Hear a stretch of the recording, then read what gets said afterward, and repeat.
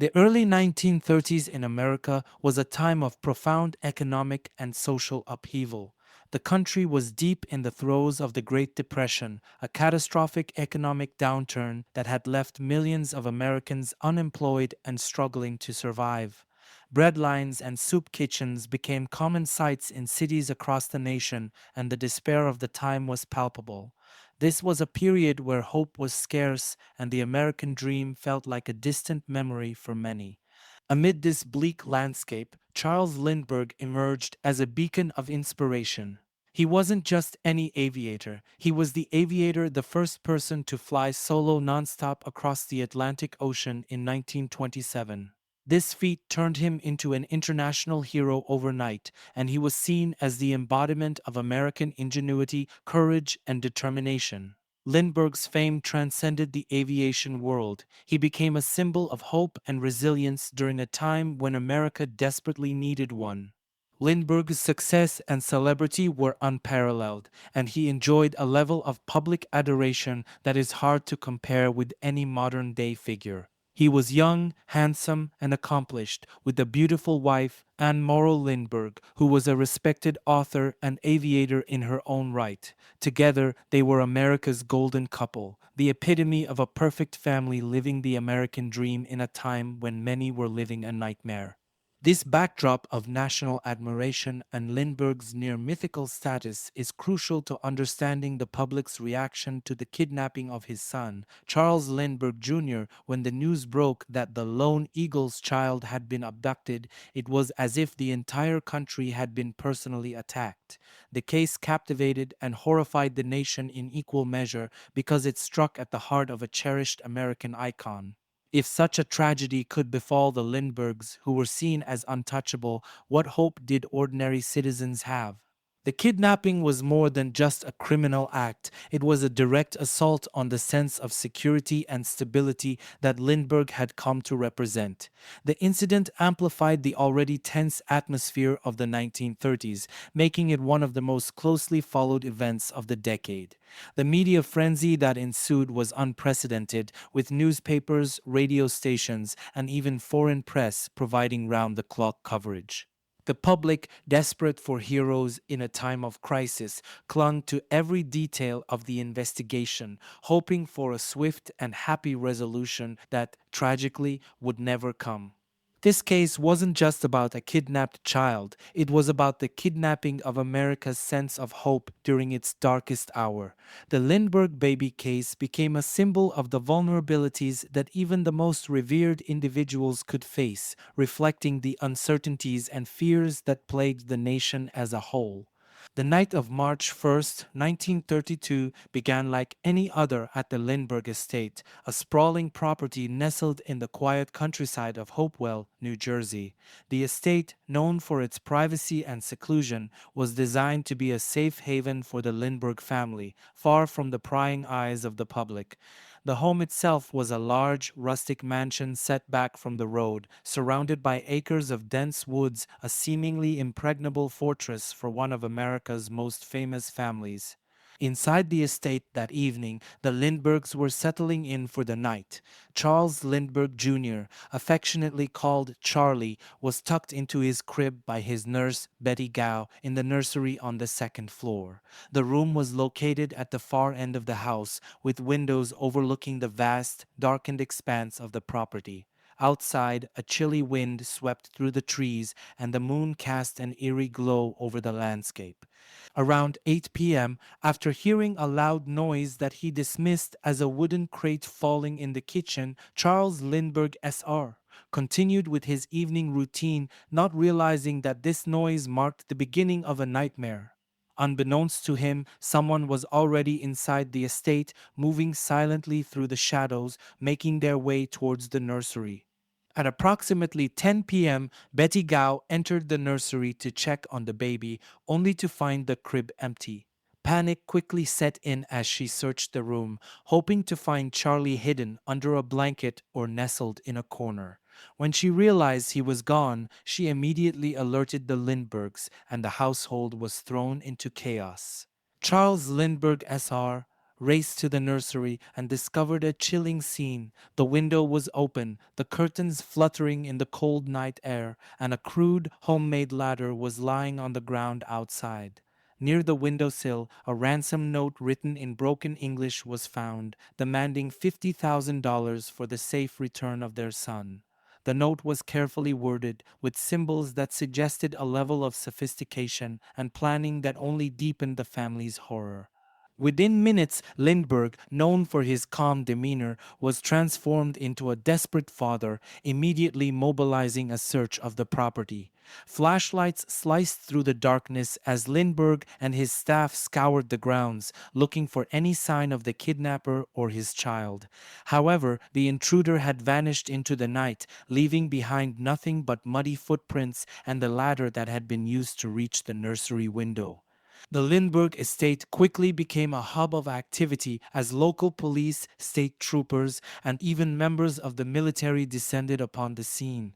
News of the kidnapping spread like wildfire, and soon the estate was swarming with reporters and curious onlookers, all eager to catch a glimpse of the unfolding tragedy. The footprint evidence was trampled by the growing crowd, and any hope of preserving the crime scene quickly evaporated. In the hours following the kidnapping, Charles Lindbergh took control of the investigation, using his influence to call in favors and rally resources. Despite the immediate and overwhelming response, the initial investigation was hampered by the sheer chaos of the situation. The Lindberghs, along with the nation, were left in a state of shock and disbelief, grappling with the terrifying reality that even in the safety of their own home, they were not untouchable. The kidnapping of Charles. On the night of the kidnapping, the Lindbergh family found a chilling note left on the windowsill of the nursery where Charles Lindbergh Jr. had been sleeping. This note, written in broken English and peppered with grammatical errors, demanded $50,000 in exchange for the safe return of their son. The note's crude handwriting and peculiar syntax immediately caught the attention of investigators, suggesting that the author was not a native English speaker. The note also included a strange symbol, a pair of interlocking circles with three small holes punched through them, which seemed to serve as a signature, adding an eerie and cryptic touch to the already disturbing message. In the days following the kidnapping, more notes arrived, each one raising the stakes and heightening the Lindberghs' anxiety. The demands escalated, with the ransom amount increasing to $70,000.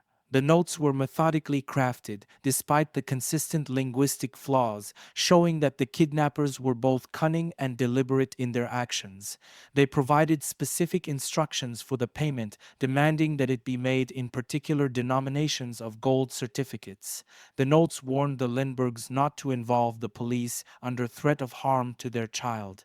As the situation grew more desperate, the Lindberghs turned to Dr. John Condon, a retired school principal who offered his services as an intermediary under the alias Jaffe. Remarkably, the kidnappers accepted his offer, and he became the go-between for the Lindberghs and the kidnappers. Dr. Condon's involvement led to a series of clandestine meetings with a man known only as Cemetery John, during which more ransom notes were exchanged. These meetings, held in eerie, late-night settings, provided the police with one of their few direct contacts with the kidnappers. Linguistic experts analyzed the ransom notes, and their findings pointed to someone whose first language was likely German. This clue, combined with handwriting analysis, eventually led authorities to focus on Bruno Richard Hauptmann, a German immigrant. The handwriting on the ransom notes was matched to Hauptmann's, which became a critical piece of evidence in his trial. However, despite his conviction, the ransom notes continued to fuel speculation about whether Hauptmann acted alone or was part of a larger conspiracy. The ransom notes were more than just demands for money. They were psychological tools used to manipulate and terrorize a family in the midst of their worst nightmare. Even today, these notes remain a focal point of the case, with their cryptic messages and linguistic clues continuing to provoke debate and intrigue. The night of the kidnapping saw an immediate and chaotic response from local police and New Jersey state troopers who rushed to the Lindbergh estate as soon as the crime was reported. However, the arrival of dozens of law enforcement officers, coupled with the influx of reporters, neighbors, and curious onlookers, quickly overwhelmed the scene. The estate, once a tranquil haven, was now swarming with people, many of whom trampled over potential evidence in their eagerness to help or simply to witness the unfolding drama. Footprints, which could have provided crucial clues, were obliterated in the chaos, and any chance of preserving the crime scene for forensic analysis was lost. Realizing the magnitude of the situation, Charles Lindbergh, leveraging his national fame and influence, called upon every resource at his disposal. Within hours, the New Jersey State Police assumed control of the investigation, but it became evident that this was no ordinary kidnapping case. This was a national crisis. The federal government swiftly intervened. Although kidnapping was not classified as a federal crime at the time, the high-profile nature of the case prompted President Herbert Hoover to authorize the FBI to step in. J. Edgar Hoover, the formidable director of the FBI, immediately mobilized his agents, offering the full capabilities of the Bureau to aid in the search. The FBI brought a level of professionalism and scientific expertise that was sorely needed. They introduced fingerprint analysis, handwriting comparisons, and coordinated a nationwide alert that ensured every law enforcement agency across the country was on the lookout for the kidnappers. In addition to the FBI, the United States Coast Guard was deployed to monitor the nation's ports and waterways. There was a growing concern that the kidnappers might attempt to flee the country with the child, and the Coast Guard was tasked with ensuring that didn't happen. The public's involvement in the search was unprecedented. The Lindberghs were a beloved American family, and the kidnapping of their son felt like a personal attack on every citizen. Newspapers and radio stations provided constant updates, keeping the case at the forefront of the national consciousness. Thousands of people sent in tips, claiming to have seen the missing child or to have information about the kidnappers.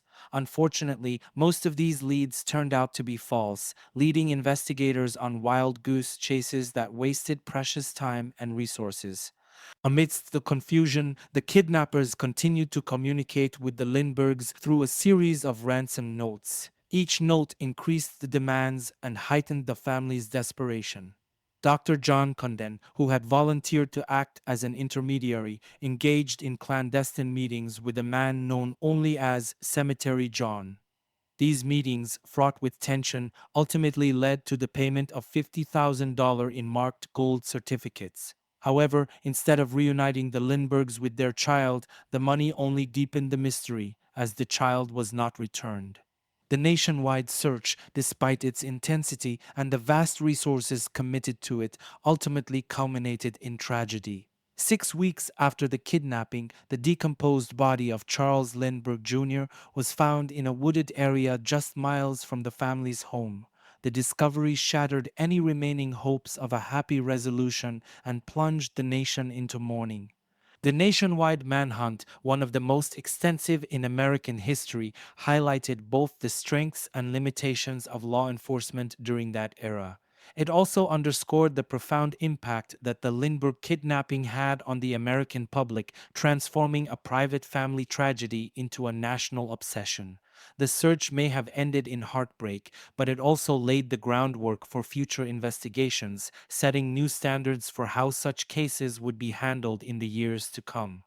On May 12, 1932, just over 2 months after the kidnapping, the nation's worst fears were realized when the decomposed body of Charles Lindbergh Jr. was discovered in a wooded area near Mount Rose, New Jersey, less than 5 miles from the Lindbergh estate. The body was found by a truck driver who had pulled off the road to relieve himself. Upon noticing something unusual in the underbrush, he approached and made the horrifying discovery. The child's body was in an advanced state of decomposition, but it was unmistakably that of Charles Jr. The discovery of the body marked a tragic turning point in the case, dashing any remaining hopes that the child might still be alive. The nation, which had been gripped by the story since the night of the kidnapping, now plunged into collective mourning. The subsequent autopsy revealed disturbing details. The coroner determined that the child had died from a massive skull fracture, which was consistent with either a fall or a blunt force trauma. This led to widespread speculation about the circumstances of the child's death.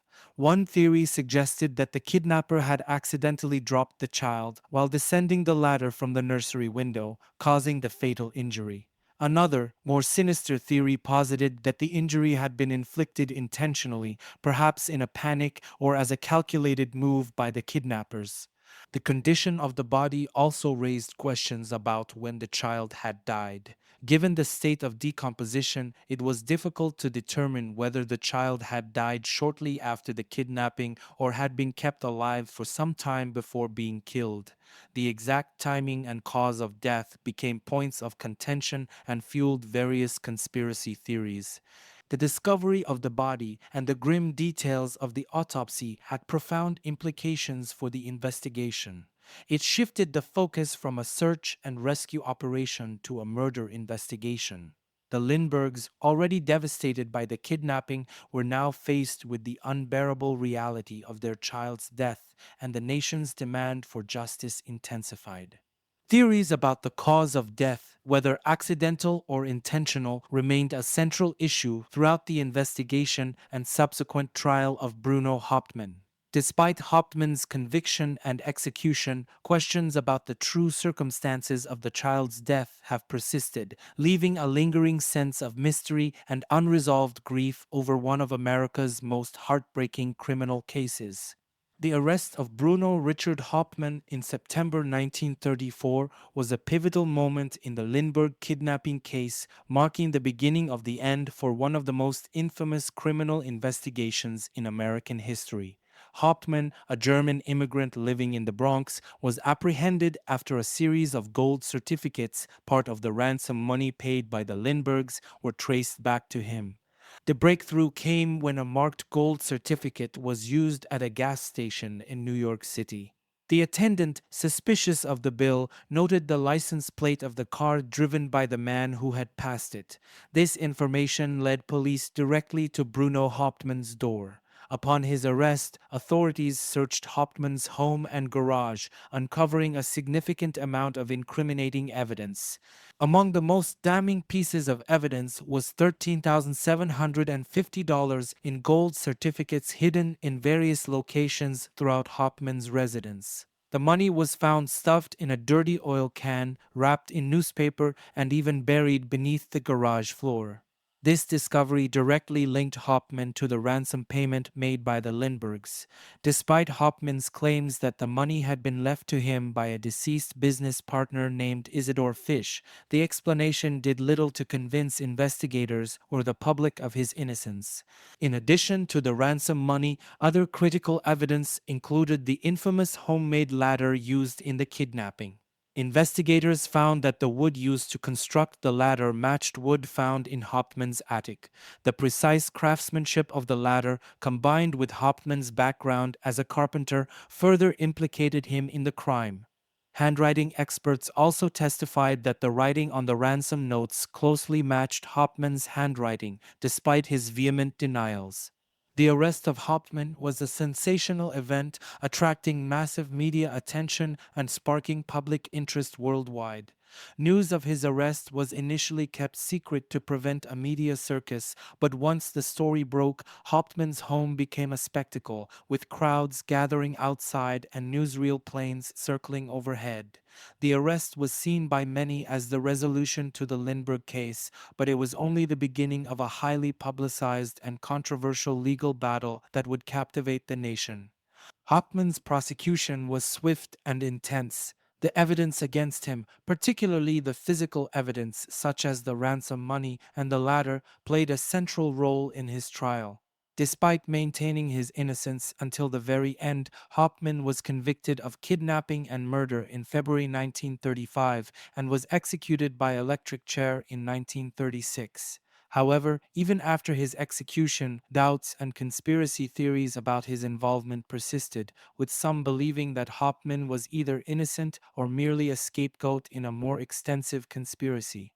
The arrest of Bruno Richard Hauptmann remains a defining moment in American criminal history, illustrating the complexities and challenges of achieving justice in such a high-profile case. The trial of Bruno Richard Hauptmann, often dubbed the trial of the century, began in January 1935 in Flemington, New Jersey, and quickly became one of the most sensational court cases in American history. The trial not only captivated the nation, but also symbolized the intense public scrutiny and media frenzy that surrounded the Lindbergh kidnapping case. The evidence. The prosecution's case against Hauptmann was built on a compelling array of evidence that pointed to his guilt. Central to this evidence was the handwriting analysis of the ransom notes. Experts testified that the handwriting on the notes closely matched Hauptmann's despite his claims of innocence.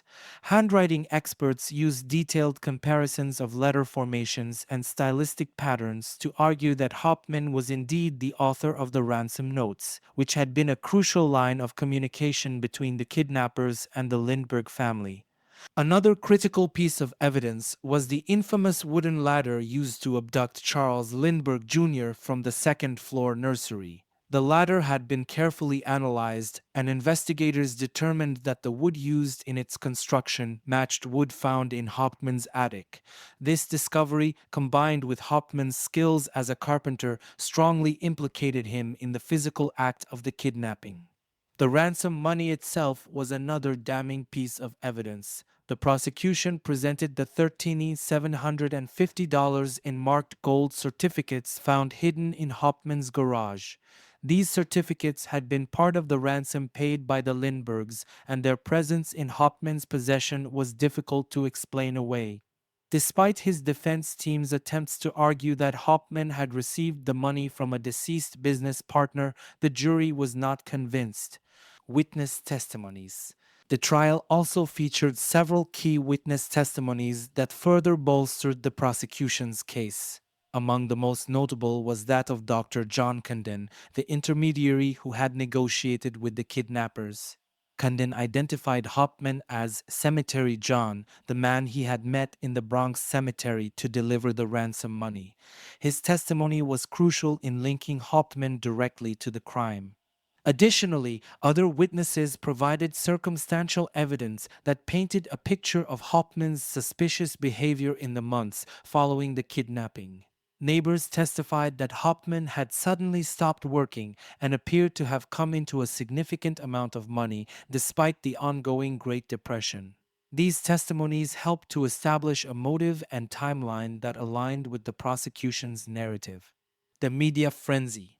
The trial was more than just a legal proceeding, it was a media spectacle. Reporters from across the country descended upon Flemington, and the courtroom was packed with journalists, photographers, and curious onlookers. The intense media coverage fueled public interest in the case, turning it into a national obsession. The trial was covered daily in newspapers and on radio broadcasts, with every detail scrutinized by the public. The combination of compelling evidence, dramatic testimonies, and the larger-than-life presence of Charles Lindbergh himself made the trial a riveting event. Lindbergh's stoic demeanor in the courtroom, where he sat just a few feet away from the man accused of murdering his son, added to the emotional weight of the proceedings. Verdict and aftermath. In February 1935, after 5 weeks of testimony and just over 11 hours of deliberation, the jury found Bruno Richard Hauptmann guilty of first-degree murder. He was sentenced to death, and despite appeals and ongoing debates about his guilt, Hauptmann was executed in the electric chair in April 1936. The trial, however, left a lasting legacy of controversy. To this day, questions remain about whether Hauptmann acted alone or if he was part of a larger conspiracy.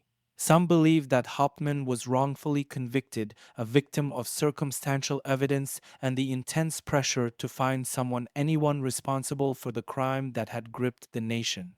The trial of Bruno Richard Hauptmann remains a landmark in American legal history, a dramatic intersection of justice, media, and public sentiment during one of the most turbulent periods of the 20th century.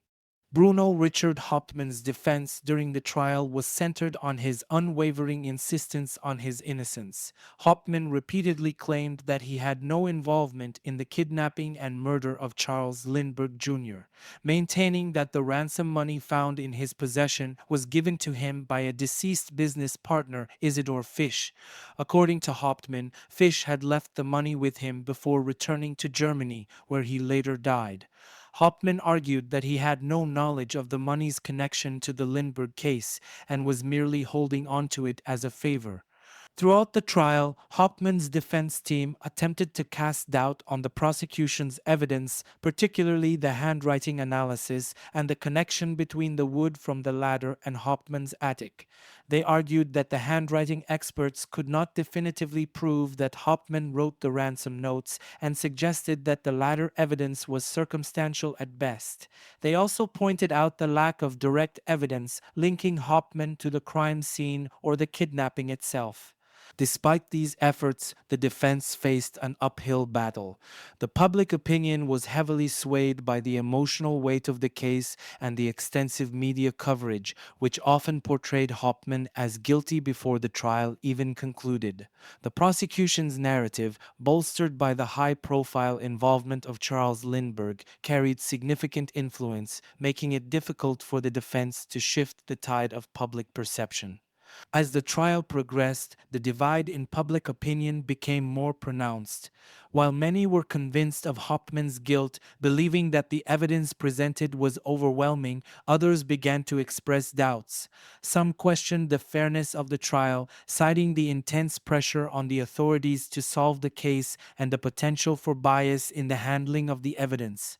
These concerns persisted even after Hauptmann's conviction, leading to ongoing debates about whether justice had truly been served. Hauptmann's execution on April 3, 1936, did little to quell these doubts. In the days leading up to his death, Hauptmann continued to assert his innocence, refusing to confess to the crime even when faced with the possibility of a last-minute reprieve. His steadfast denial, combined with the lingering questions about the trial, left a shadow over the case that persists to this day. The execution was widely covered in the media, with images of Hauptmann walking to the electric chair seared into the public memory. For many, his death was seen as the rightful conclusion to a tragic chapter in American history. However, for others, it marked the beginning of a deeper inquiry into the integrity of the investigation and the possibility of a miscarriage of justice. In the years since Hauptmann's execution, numerous books, documentaries, and articles have revisited the case, examining the evidence with fresh eyes. Some have argued that Hauptmann was indeed guilty, while others suggest that he may have been a scapegoat in a case that was never fully resolved. The doubts surrounding his trial and execution continue to fuel discussions about the Lindbergh kidnapping, making it one of the most enduring mysteries of the 20th century. The Lindbergh kidnapping case was one of the first true media spectacles in American history, with the press playing a pivotal role in shaping public perception and influencing the course of the investigation.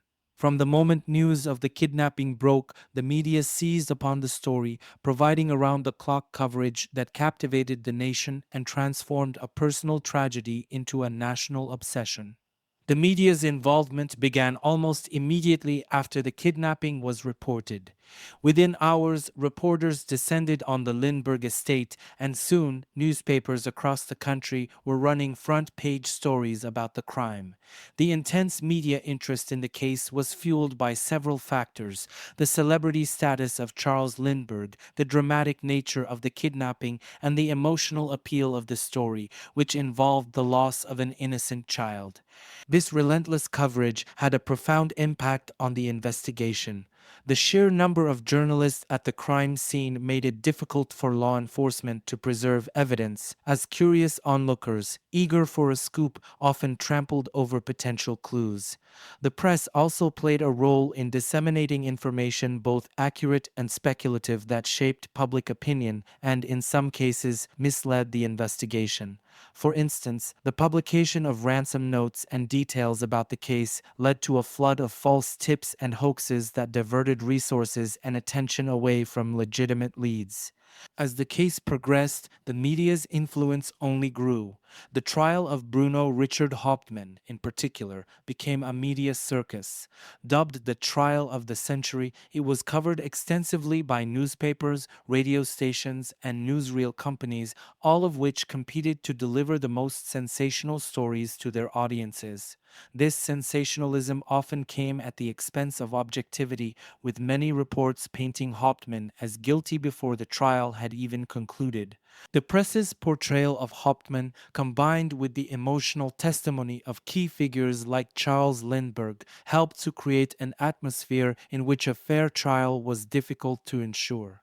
The media's role in the case extended beyond mere reporting. It actively shaped the narrative. Headlines and stories were crafted to draw readers in, often emphasizing the most dramatic and lurid aspects of the case. The public's fascination with the trial was stoked by the press, which provided daily updates and even transcriptions of court proceedings, ensuring that the case remained in the public eye for months. This coverage not only influenced public opinion, but also put immense pressure on the legal system to deliver a swift and decisive verdict. In the end, the media's coverage of the Lindbergh case left a lasting legacy. It demonstrated the power of the press to shape public perception and influence legal outcomes, and it set a precedent for how high-profile cases would be covered in the future. The sensationalism that surrounded the trial, while drawing widespread attention to the case, also raised ethical questions about the role of the media in the pursuit of justice. The Lindbergh kidnapping and the subsequent trial of Bruno Hauptmann remain a cautionary tale about the intersection of media, law, and public opinion, highlighting the profound impact that journalism can have on the course of history. In the years following the conviction and execution of Bruno Richard Hauptmann, a multitude of conspiracy theories and alternative suspects have emerged, challenging the official narrative of the Lindbergh kidnapping. These theories suggest that Hauptmann did not act alone, and some even propose that he might have been innocent, framed as part of a larger conspiracy. One of the most persistent theories is that Hauptmann was part of a broader criminal conspiracy that involved multiple individuals. Supporters of this theory argue that the kidnapping was too complex for one person to carry out alone. The planning, the construction of the ladder, the ransom notes, and the subsequent handling of the ransom money all point to a level of sophistication that, according to some, exceeds Hauptmann's capabilities. This theory suggests that organized crime figures or other criminals could have been involved, using Hauptmann as a scapegoat when the investigation closed in. Another theory posits that Hauptmann was innocent and that the true culprits were never brought to justice. Proponents of this theory point to the questionable evidence used to convict Hauptmann, including the controversial handwriting analysis and the latter evidence, which some believe was either misinterpreted or deliberately manipulated.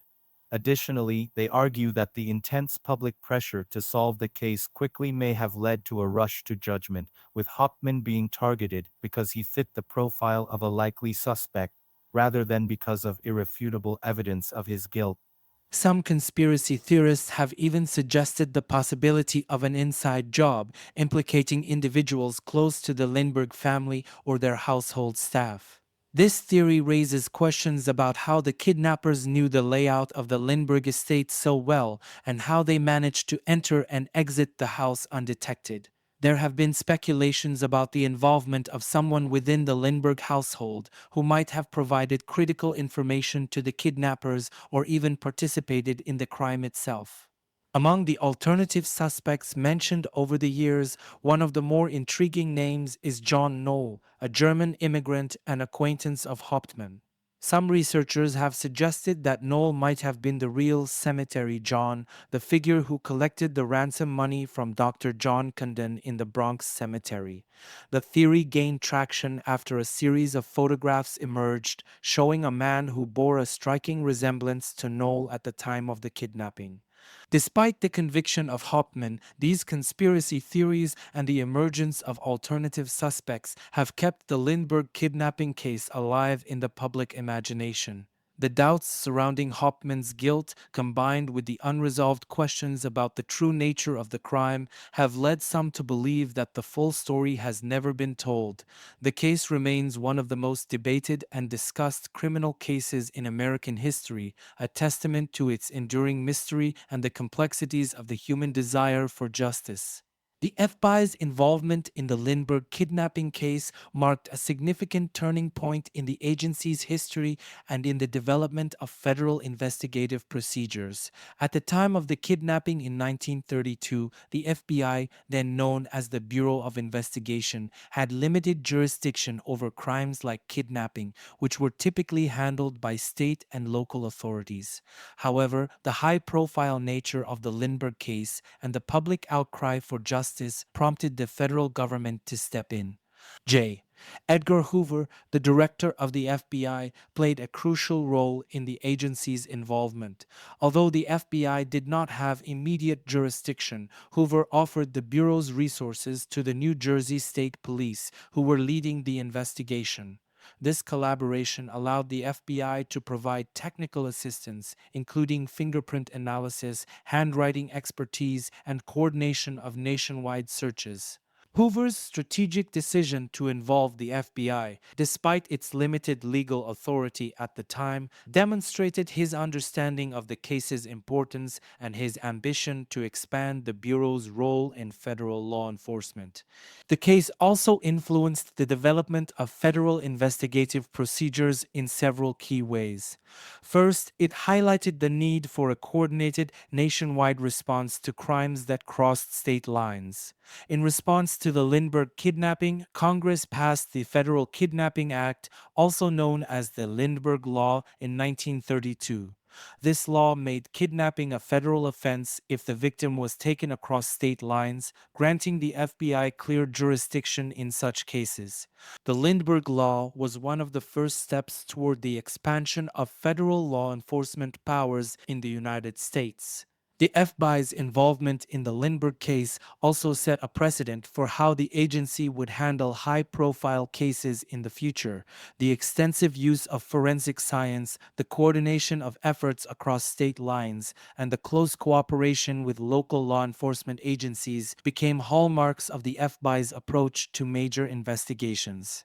Hoover used the success of the Lindbergh case to bolster the FBI's reputation, portraying the Bureau as a modern, scientific law enforcement agency capable of handling the nation's most challenging cases. Moreover, the Lindbergh case underscored the importance of public relations in law enforcement. Hoover understood that the case was as much about public perception as it was about solving the crime. He ensured that the FBI was portrayed positively in the media, which helped to build public trust in the agency. This approach not only solidified the FBI's role in federal investigations, but also laid the groundwork for the Bureau's future expansion under Hoover's leadership. In summary, the FBI's involvement in the Lindbergh kidnapping case was a pivotal moment in the agency's history. It influenced the development of federal investigative procedures, expanded the FBI's jurisdiction, and demonstrated the importance of a coordinated nationwide response to major crimes. The case also played a key role in shaping J. Edgar Hoover's vision for the FBI as a leading force in American law enforcement. The Lindbergh kidnapping case had a profound impact on American law, leading to significant legal and societal changes that are still felt today. One of the most notable outcomes was the passage of the Federal Kidnapping Act of 1932, commonly known as the Lindbergh Law. This law was a direct response to the high-profile kidnapping and murder of Charles Lindbergh Jr. and aimed to address the limitations of state and local law enforcement in handling such cases. The Lindbergh Law. The Lindbergh Law made kidnapping across state lines a federal offense, giving the FBI clear jurisdiction over such crimes. Prior to this, kidnapping cases were typically handled at the state level, which often proved ineffective, especially in cases where the victim was transported across state boundaries. The Lindbergh Law significantly enhanced the federal government's ability to intervene in kidnapping cases, ensuring a more coordinated and efficient response. The law also included severe penalties for those convicted of kidnapping, including the death penalty in cases where the victim was harmed. This was a reflection of the public outrage over the Lindbergh case and the desire for harsher punishments for such heinous crimes. The Lindbergh Law was one of the first instances where the federal government asserted its authority in what had traditionally been considered a state matter, setting a precedent for future federal involvement in criminal cases. Broader legal and societal changes. Beyond the immediate legal implications, the Lindbergh case also influenced broader societal attitudes toward crime and law enforcement. The case highlighted the limitations of local police forces in dealing with complex, high profile crimes and underscored the need for a more robust federal law enforcement presence. The FBI's involvement in the case helped to cement its role as the premier federal investigative agency, leading to its expansion in both size and scope. The case also contributed to a growing public awareness of the need for better forensic techniques and more sophisticated investigative procedures. The intense media coverage and public scrutiny of the investigation exposed weaknesses in the way evidence was collected and analyzed, prompting calls for reforms in law enforcement practices. This, in turn, led to advancements in forensic science and the professionalization of police forces across the country. Additionally, the Lindbergh Law's establishment of kidnapping as a federal crime helped to pave the way for other federal laws aimed at combating organized crime and protecting civil rights. It demonstrated the federal government's willingness to step in and address issues that crossed state lines or were beyond the capabilities of local authorities, a trend that continued throughout the 20th century. Legacy of the Lindbergh case. The Lindbergh kidnapping remains one of the most significant criminal cases in American history, not only because of its tragic outcome, but also because of the lasting changes it brought about in American law and society. The Lindbergh Law continues to serve as a cornerstone of federal criminal law, and the case itself is often cited as a turning point in the development of the FBI and the broader criminal justice system in the United States. The societal impact of the case also lingers as it highlighted the vulnerability of even the most famous and powerful families, contributing to a sense of urgency in addressing violent crime. The legacy of the Lindbergh case is evident in the continued evolution of federal law enforcement and the ongoing public demand for justice and protection against such crimes. The Lindbergh family was forever changed by the tragic events of 1932. The loss of their firstborn son, Charles Lindbergh Jr., left deep emotional scars that they would carry for the rest of their lives. In the immediate aftermath of the kidnapping and the subsequent media frenzy, the Lindberghs were thrust into an unbearable spotlight. The overwhelming public and press attention, coupled with their grief, forced them to make drastic decisions to protect their remaining children and preserve what little privacy they had left. After the trial and execution of Bruno Richard Hauptmann, Charles and Anne Morrow Lindbergh sought to escape the public eye. They moved away from the United States, living in Europe for several years in an attempt to shield their family from further intrusion. This period of exile allowed them some respite from the relentless media coverage that had followed them since the kidnapping. However, the tragedy left an indelible mark on their lives. Anne channeled her grief into writing, producing several acclaimed books that touched on themes of loss and resilience, while Charles continued his work in aviation, though with a more guarded and private demeanor. The Lindberghs also took significant steps to protect their remaining children from any potential harm. They became highly security conscious, enforcing strict privacy measures and avoiding public appearances whenever possible. This vigilance extended to the upbringing of their subsequent children, who were raised with an acute awareness of the dangers that their family's fame could bring. The Lindbergh kidnapping case has left a lasting legacy in American culture, continuing to captivate the public nearly a century later. The case has been the subject of countless books, films, and documentaries, each offering a different perspective on the crime and its impact. From El Doctoro's novel, The Book of Daniel, which draws inspiration from the case, to true crime documentaries that dissect the evidence, the Lindbergh kidnapping remains a touchstone in American history. The case's portrayal in media has contributed to its mythic status, often focusing on the dramatic elements, the famed aviator, the tragic loss of a child, the intense manhunt, and the sensational trial. These portrayals have kept the story alive in the public consciousness, ensuring that it remains a topic of discussion and debate. The case's enduring interest also stems from the unresolved questions and the various conspiracy theories that have emerged over the years, adding layers of intrigue to an already compelling narrative. Despite Bruno Hauptmann's conviction and execution, ongoing debates and reinvestigations continue to fuel doubts about the true nature of the Lindbergh kidnapping. Modern forensic techniques, unavailable at the time of the original investigation, have led to the re examination of key pieces of evidence. Some experts have questioned the validity of the handwriting analysis that linked Hauptmann to the ransom notes, while others have scrutinized the wood used in the latter, suggesting that the connection to Hauptmann's attic might not be as clear cut as once believed. The development of new investigative technologies has also revived interest in the case, with some researchers arguing that crucial evidence was either overlooked or mishandled during the original investigation. This has led to a renewed call for justice, with some advocating for a posthumous exoneration of Hauptmann or, at the very least, a formal re-evaluation of the case. The Lindbergh kidnapping remains one of America's most enduring mysteries, a case that continues to fascinate and provoke debate nearly 100 years later. Whether the truth will ever be fully uncovered remains uncertain, but the questions surrounding the case ensure that it will remain a subject of interest for generations to come.